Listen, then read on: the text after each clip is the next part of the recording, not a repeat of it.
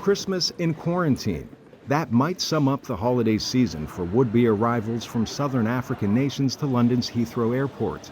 This after reports of room shortages in so-called quarantine hotels as the United Kingdom now requires mandatory isolation upon arrival from southern Africa due to the Omicron variant of the coronavirus. This turbulence of the booking and the flight changing and then arranging, finding out where you get your PCR tests and driving, 10 miles to go and book it. It takes its toll. You force people to do something, but allow them to do it. The UK recently mandated a 14-day quarantine for travelers coming from what it considers red list or high-risk countries like some in southern Africa.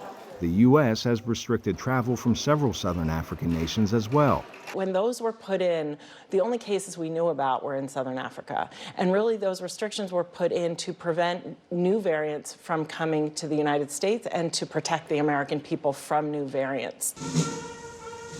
At a recent news conference in Ivory Coast, South African President Cyril Ramaphosa called travel bans unscientific and said they were a slap in the face to the African scientists who first detected the Omicron variant. Whilst we respect the right of every country to take measures to protect their people, the sustained global cooperation we need to overcome the pandemic necessitates that we are led by science and not by emotion and not by political considerations. As South Africa battles its fourth wave of COVID-19, largely driven by the Omicron variant, CDC Director Rochelle Walensky justified the agency's cautious approach.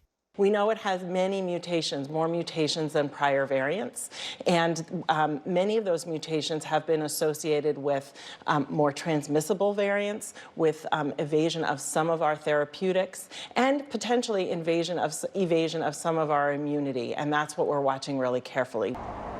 As of Saturday, at least 16 U.S. states reported cases of the Omicron variant.